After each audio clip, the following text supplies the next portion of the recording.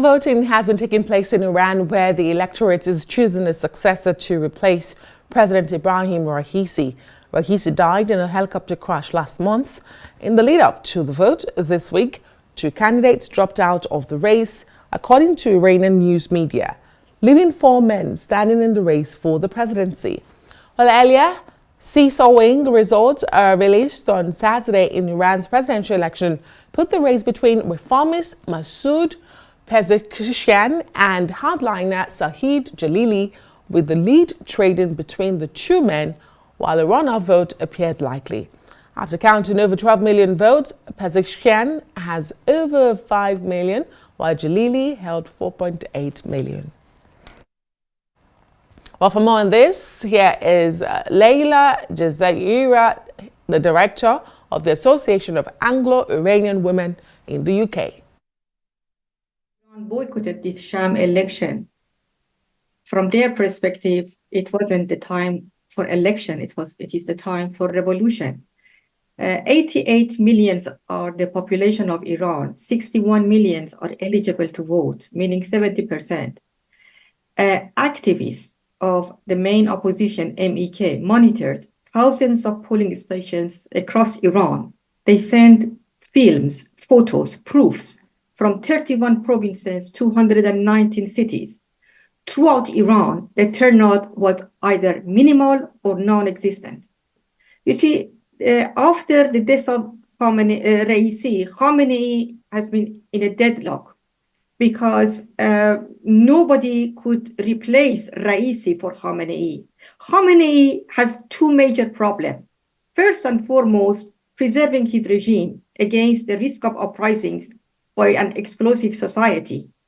The second is to solve his successor, to solve the issue of succession. So this election has been engineered so that Khamenei could achieve these two goals. In any case, after this election, the entirety of the regime, Khamenei comes out much weaker because Raisi's death, as I said, was a strategic blow.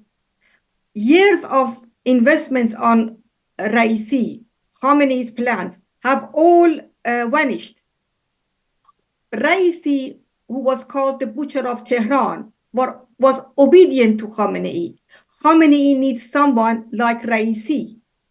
And at the end, he would bring out of these ballot boxes the ideal candidate for himself. It is interesting. I have a document here. I received this today. You can see. This is a leaked document from inside the regime by the resistance units of MEK, obtained by them. It is a confidential document. It's a letter from one of the candidates in charge of the election campaign of one of the candidates, Saeed Jalili, to his deputy. The deputy asked why Guardian Council has not filtered Pezeshkian, the so-called reformist. And in this letter, it says, well, the supreme leader wanted to create publicity. For that reason, they contacted us and they told us to participate.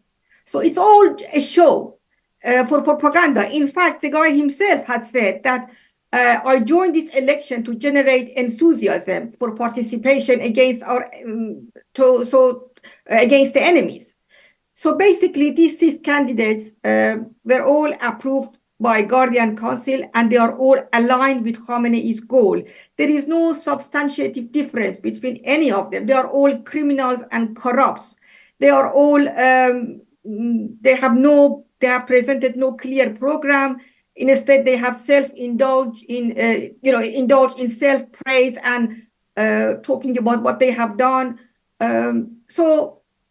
People of Iran years ago in various uprising, in fact, 4 years ago, they came to the street. They said, reformist, conservative, the game is up.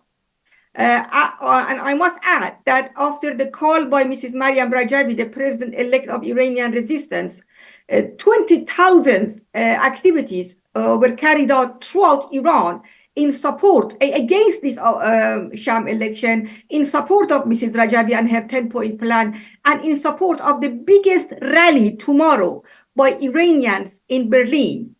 For the attention of your listeners, tomorrow the Iranians will have the largest gatherings since the Iranian Revolution in Berlin. We expect tens of thousands of people to gather together in support of Iranian resistance and Mrs. Maryam Rajabi.